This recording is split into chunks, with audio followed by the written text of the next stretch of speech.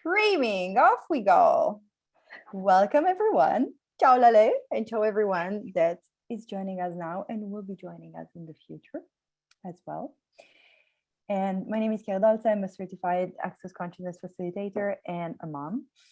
And I was super intrigued by this conversation, like called pregnancy. Anywhere that we're generating an idea and then we act upon it, and then all the projection of everyone and their mother come up, and it's like, you can do it, you cannot do it, you can do it within this time frame, you're too young, or whatever it is. And it's something, and today, like this week, we're going to talk about it using the parenting example, but there is so much more. So, and our beautiful, beautiful guest is a dear friend, and it's Lale. Ciao, Lale. Hello, darling. So nice to be here. Yes, I'm really happy, and I'm really excited about the topic we're going to be talking about today. So the V, what does it stand for? And it's actually where it all starts. So it's such a great way to kick off this topic. You know, the V is the V you're not supposed to talk about, you know, the friendly vagina. You said vagina? What? I know. How dare I say vagina on a Zoom that's being broadcasted all over the internet? Yeah. But it's so interesting because it's really this like starting point where from like and since we're talking about like pregnancy, from woman, and that's it, you become a mother. So it's just like really this starting point, ending point, and starting point of something different. And there are so many point of view about what happened to that part of your body and what it means and what it cannot mean anymore, and etc., etc. I don't even know where to start. I'm like, oh, let's go. Well, actually, can I talk about conscious vagina from here? I'd love to. Yes, please. You know, I started a program in Access Consciousness called Conscious Vagina. Mm-hmm. And it was from a Right Voice for You 3-day workshop that I was facilitating. And in this class, it is about you having your voice, but it's not always like your vocal cords. It's like you being present in your life, you being willing to have a voice, the voice of your body, you know, the voice of your life, your business, and everything else.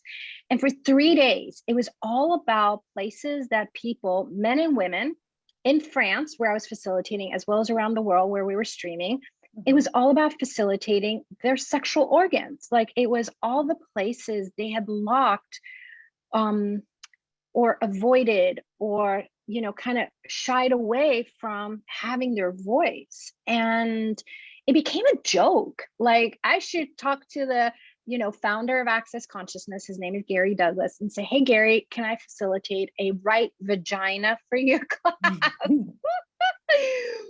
And then a few months later, I realized I actually have to have this conversation. It was coming up in so many of the programs, the services, sessions, like it just kept coming up more and more and more. And I was like, Gary, like it keeps coming up. Can I have, you know, can I create something that is about the vagina? And, you know, Gary's always great about like, you know, when you ask something, he's not going by your words, because you could lie to yourself. He really taps into the energy underneath the words, and then taps into the future.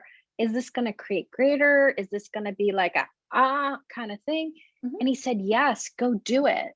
And I asked, hey, what am I going to call this? And he gave me a name, which at the time there was a lawsuit with that name. So I ended up not going that route. And I just kept asking the question. And it really was at first, because no one really talks about vaginas, you know, no one really talks about penises either. Like they just don't talk about certain parts of the body unless you're in a space that's acceptable, you know? And I love, can I just stop you for a second? I think that this is like such an amazing starting point, because people like, it's like a taboo word, and like you're supposed to, we used to have in a popular like television for youngster kind of things, there was this little like cartoon, and it was called Penis and Vagina, and it was amazing. I'm actually gonna post it. It was so cute, and there was anus as well. So there was like this donut with legs. It was just like segments, but it was hilarious. Like it was really really funny, and it was actually really educational as well. But it was meant to just like make this taboo crumble about, are you supposed to talk about it, or is it just dedicated very little space and that's it? And you kind of like it's like you address the issue and then you never talk about it anymore. It's like I don't know, gynecological thing, and that's it, we're done.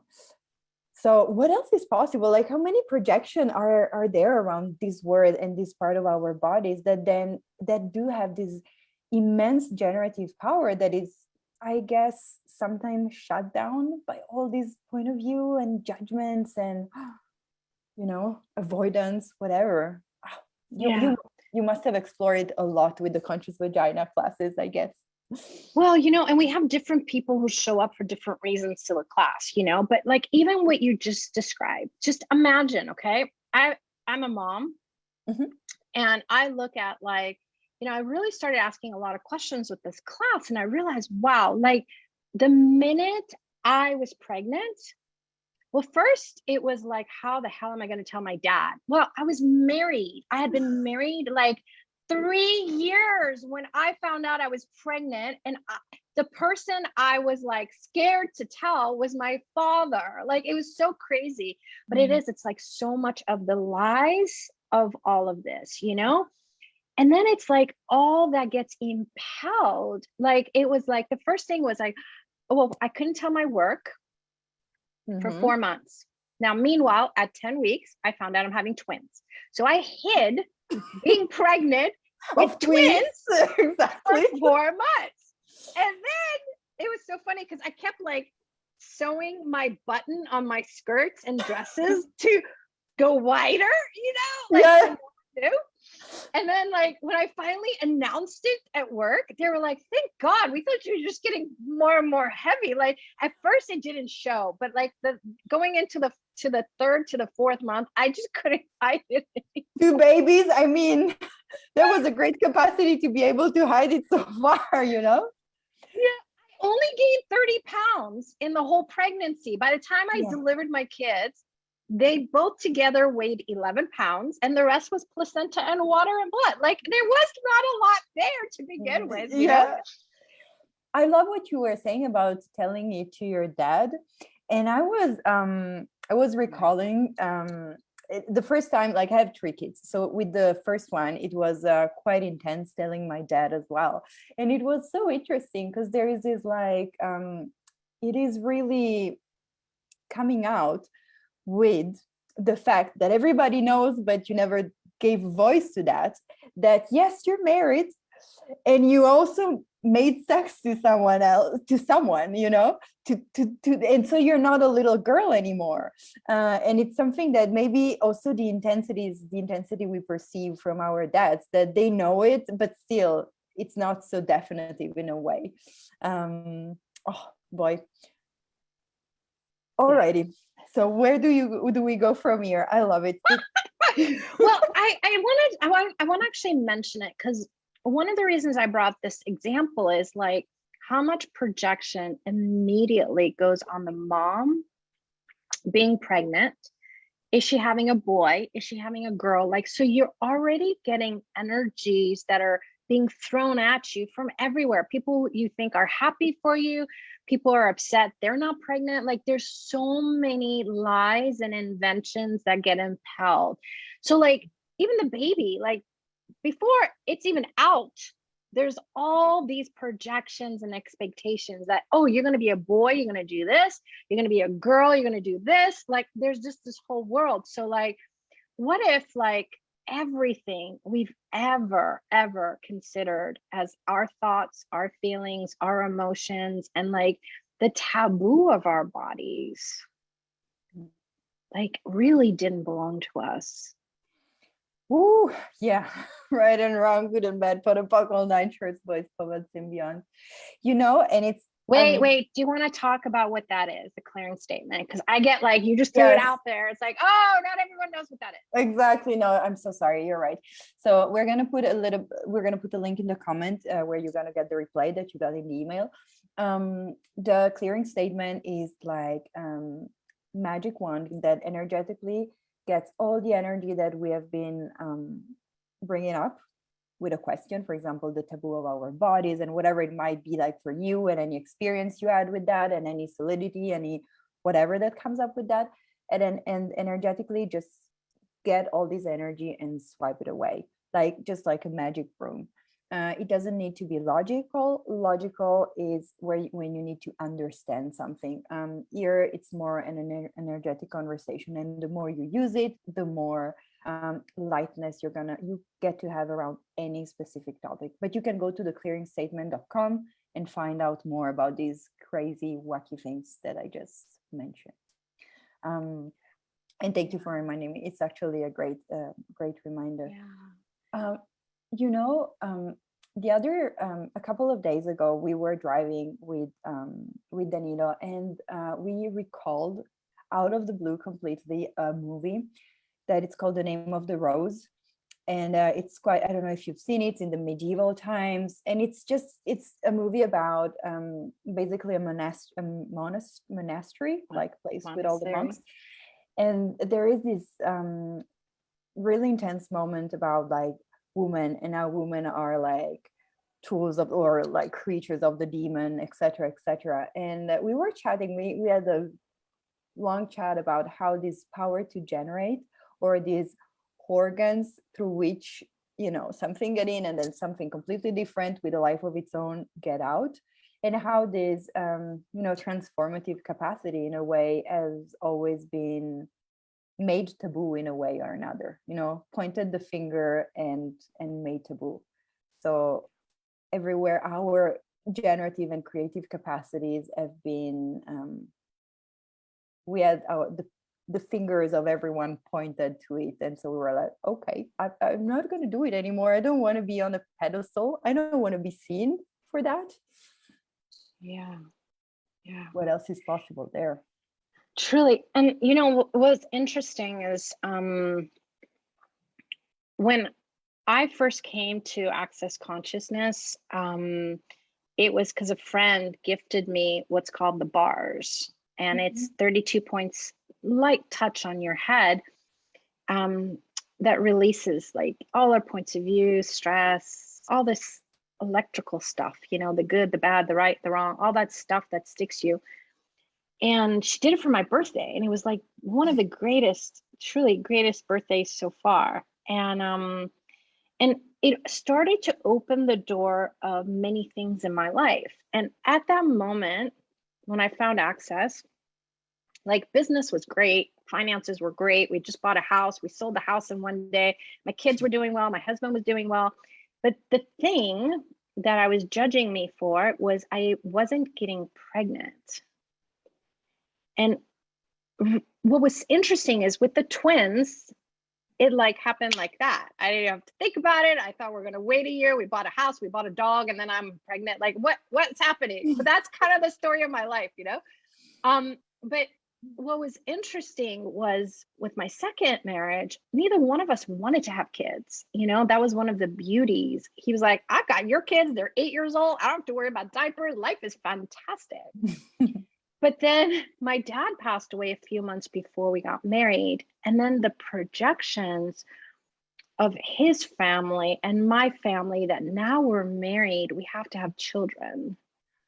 And he had never been married, never had kids. So it's like, our first son must have babies with her, and like all this stuff. And like at the time, I didn't know that, because I thought all these like moments of like I literally went into like, oh honey, we don't need to have it. And then when my dad died, it was too stressful. We're like, hey, we'll take care of it after we got married or whatever. But then it was like this like neediness, like, oh my God, today I'm not pregnant. Why am I not pregnant today? I have to be pregnant today because like my ovaries and like all the stuff. Like we are like, oh, you're getting older. If you're gonna have kids, you need to have it now. Yeah. It's great So when they do this pression, and the clock ticking helps out, oh, by the way, a lot, right? It's like relax and receive mode. I mean, like, it's crazy what people do to themselves. I know, I'm sorry, I'm just going to interrupt you. I yeah. know that a friend of mine, she was married, and they couldn't have get pregnant, and basically they went to a doctor to just do a check, and the doctor was like, lady, the majority of couples take between 3 and 4 years to conceive a baby. And that is just statistic. Okay. And and she was like, man, that was such a relief, because I was putting so much pressure on myself. I was making myself, and he was making himself wrong, for this thing, for this urgency that and pressure that people put on you, of like, oh, when are you going to give us a little nephew, or this kind of projections and expectation. And that's so funny. Yeah.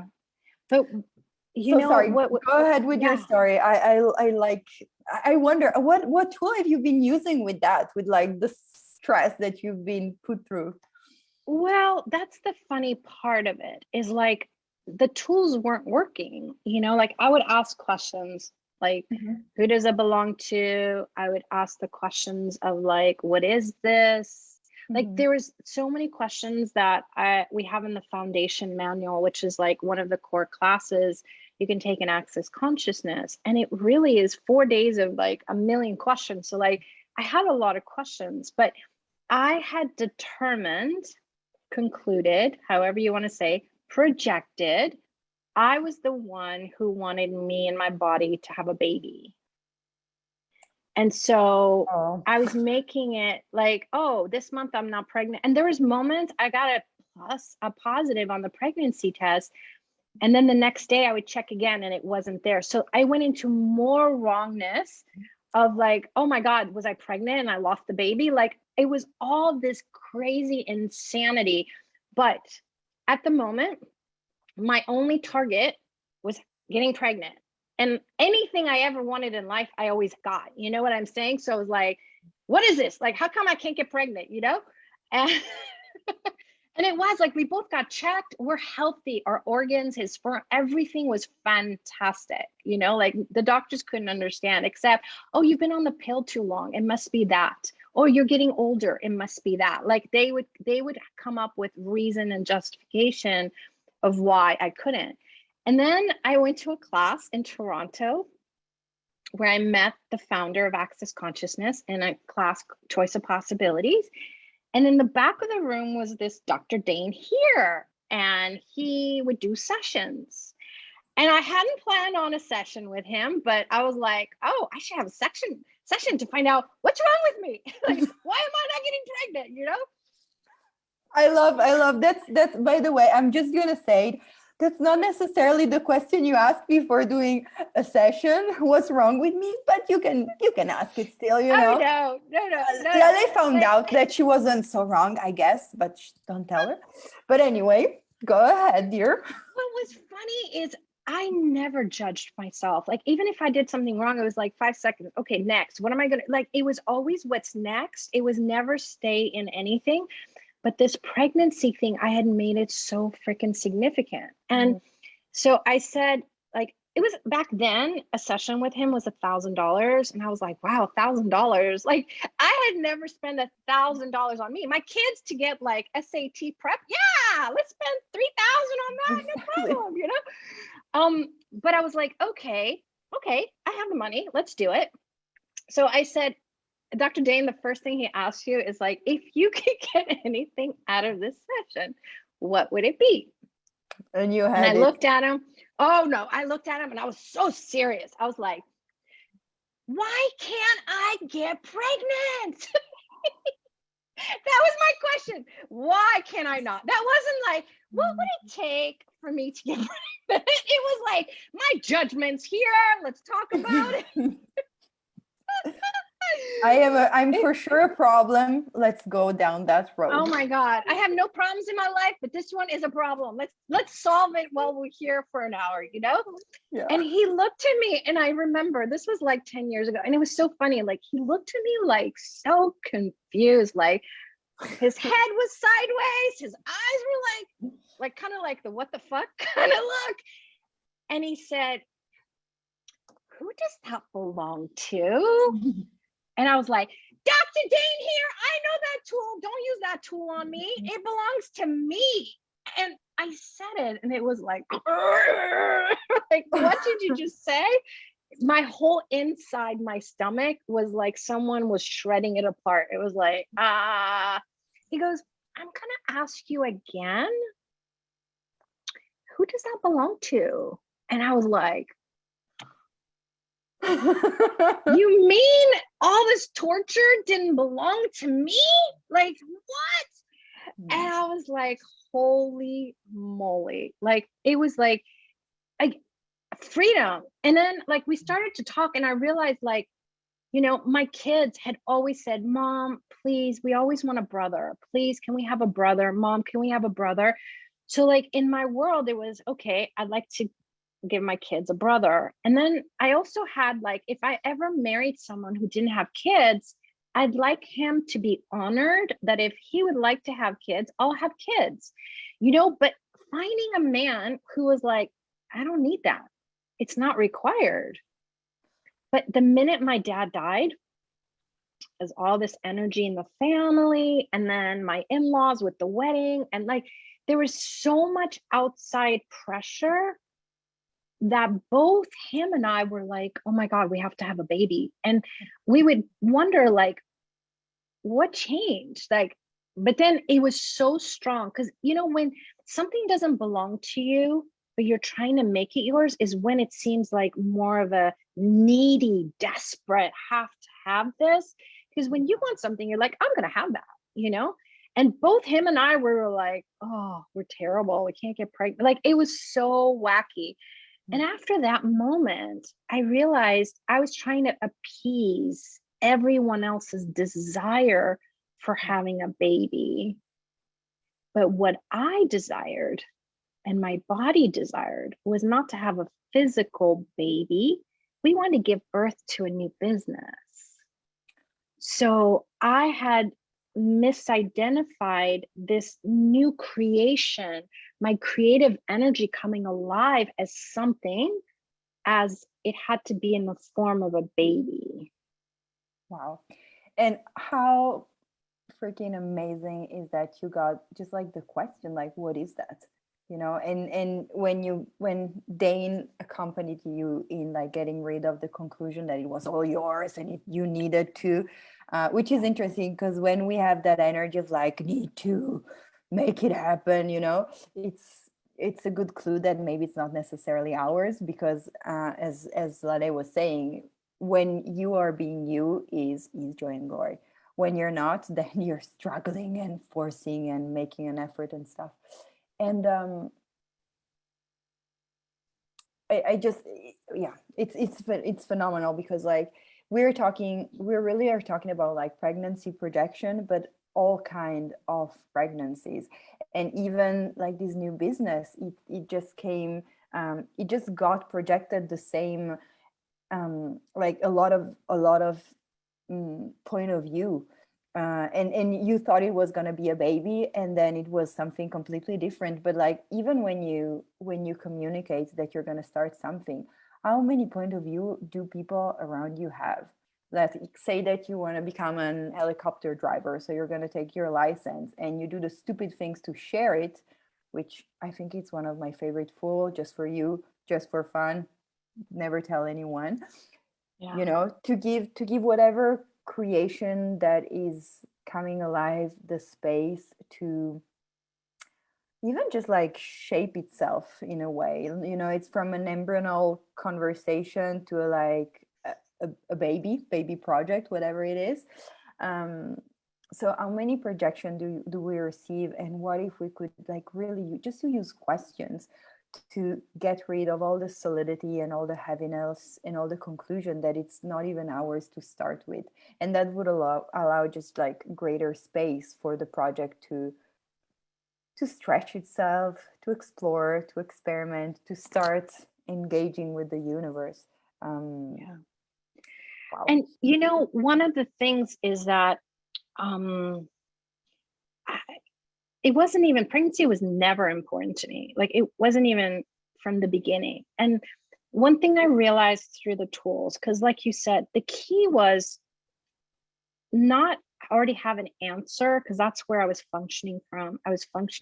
I had made the answer that I have to have a baby. But when I was able to give space to that, to really ask, if my body and my being desired to have a baby, I would have gotten pregnant. But my body did not get pregnant because there was a problem with me. My body and I weren't choosing to have a baby, you know? And one of the things that empowered me more than ever was realizing my body is incredible. It wasn't allowing the stupidity of my head trying to think I wanted to have a baby to create a baby. Because Peter and I, we had such an amazing creationship. We didn't require those things. You know, he did his things that made him happy. I mean, my things, and we did things together. It wasn't a relationship based on needing each other. And I really don't know if we would have had a baby, if it would have created greater in our lives, even though I would have loved it because I just love babies, you know? But what I realized is like, truly, when we're lying to ourselves, because that's what I was doing. I was lying to myself based on the projections that to be a wife, I had to have kids. I already had kids. I didn't require it, you know? But you had another husband, so you needed to renew this cycle of whatever. And a husband who'd never been married and never had children. And he was the oldest son who must carry the name forward. Of course. You know, which was all his mother's bullshit. You know, it was not his, but his mom had so many plans for us. And then she passed it on to the second brother, which was really cool. You know, once she didn't know, no one knew we were trying to get pregnant. No one. We didn't tell anyone because we didn't want their energy of stress to be part of the pressure, not realizing we were picking up their energetic pressure. Yeah, indeed. You know? And it's crazy. You were talking about that, and I was just wondering how many cultural and even like social projection exist in our lives regarding pregnancy. And for example, in Italy, one thing that they say, but I think in many Mediterranean countries, is that a son or a daughter is the fruit of the marriage. So it's like what rightfully comes from a union of two people. And on one side it's interesting because like it's like 1 + 1 = 3, but that could be a relationship even without a baby. It's like 1 and 1, and the relationship and the conversation and the entity that this relationship is, somehow it doesn't need necessarily to be physical. So on one side it's encouraging two people to be together and create more with their being together in a way, and on the other side there is such a conclusion that it needs to be a baby, a home, whatever, you know, a something physical only. And I wonder if that like cultural thing has been because also the firstborn male, like he needs to carry on a tradition, a dynasty or whatever, you know, the name. Jesus, such an interesting culture we live in sometimes. When you look at it, it's like, why? Well, and the crazy part with it is like my body was born in Iran, so I'm Iranian, I'm Muslim. I'm not really, I'm an infinite being. But like one thing I realized is like he was born in America, where like you would think this culture doesn't exist, where I know it existed in Iran, you know, and yet like it's not just your country that has these rules and regulations. It's like, it's part of this reality. It's part of the rules and regulations. Like when him and I got together, I made more than 2.5 times what he made in his salary. I had a higher level position. Okay. And it was so funny. Like he had to become the head of the family because that's the rule. When you have a husband, he becomes the source. He becomes that. And this stuff wasn't him, wasn't me, wasn't our belief system, but it was things that were again impelled. So like we started creating some really interesting things where he like started getting promotions and all this stuff. And then like what I was financially creating was like getting less and less, but he was making more and more. So it was like this really weird thing was showing itself. And I realized like later, I found out later, you know, the awareness came later, but like how much we go against the culture or we agree with the culture, but create it. Yeah. Instead of like, what's going to work for you? What's going to work for your body? What's going to work for your life? What's going to work for your relationship? And what's going to work for you? Maybe you want to have a baby, but you don't want to do it with having a relationship. You want to do it with you and this baby, you know, like, and whatever that thing is, you can substitute baby for business or whatever else you want to add in there. But like, how often we don't even realize that we've somewhere aligned and agreed, or we resisted and reacted and created this thing that we said we would never do, instead of, okay, this is where I am right now. Okay, just here. It's not wrong. It's not right. For you to be wherever you are, you're a magical creator to get you where you are, whether it's something you want or not. From here, what else is possible? From here, what questions can you ask? Like for me, for one of the tools that I love million tools in Access, but one of them is light and heavy, yes and no. And when we're starting, light and heavy is this compass of like your body giving you information of what resonates true for you will be lighter. What's not true for you will be heavier, but it depends on your points of view. So then you outgrow that a little bit. And then it's more of like, when you ask a question, just ask yes, no, like this. Awareness is this. It's not you thinking. The minute you're thinking, you're now in logic. You went out of your awareness. So like also when you think, you refer to the past. So it's like there is no presence in that already by itself. So sorry, go ahead. Yeah. And truly, what is at this moment? Yesterday is like a spilled milk. You cannot put it back in the carton. You have to just wipe it and pour yourself another glass if you want it, you know? And that's the thing, like I've found more than anything else is like your body is your best friend. And every part of your body is here being your best friend, being your co-creator. And the minute we judge any part of it, people judge their nose. It doesn't even have to be the vagina. Like any part of your body, you're judging you and your choices. So that's not going to help you. It's just going to get worse. When you judge, you just got to have more and more and more of that. So instead, turning it into the gratitude, like what could you be grateful for with your body today, with whatever's going on, and then give yourself that choice for something else different. I love it. Thank you, Lele. I'm just like, yes, let's go with that. And we're on top of the hour, which is not the top of the hour, but we're kind of wrapping up this conversation. Lele is the mommy of the Conscious Vagina conversation, and we're gonna post it in the comments so you guys can go and look it up. There's gonna be live classes and online classes as well. And I'm so grateful that we got to kick this conversation together, Lele. It's like, boom, let's go. The V, what's next? And thank you so much, because I thought that like it's so interesting. We chose a topic and then we went to so many other cultural and other kind of projections that still, you know, come up, and we can, when we're aware of them, we can just choose beyond and choose to have our reality and not being trapped in anyone else's insanity. So thank you so much. Is there any?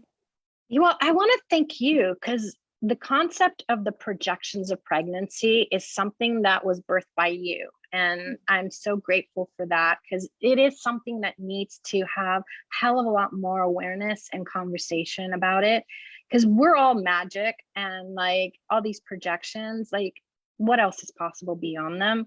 And everyone who chose to be part of this conversation, I know you guys might not be the ones who are talking, but you, your bodies, your energies, you're so part of this. And you, by saying yes, are already creating a shift and change in the future. So what is truly possible now that never existed before your choice to be here? And really create something different in your own life, because that's what changes. That day when I had that session and I was no longer judging me, everything in my life expanded, including my husband, his business, my kids, like the whole world around me, which was beyond my family, changed. So what have you changed right now you haven't acknowledged?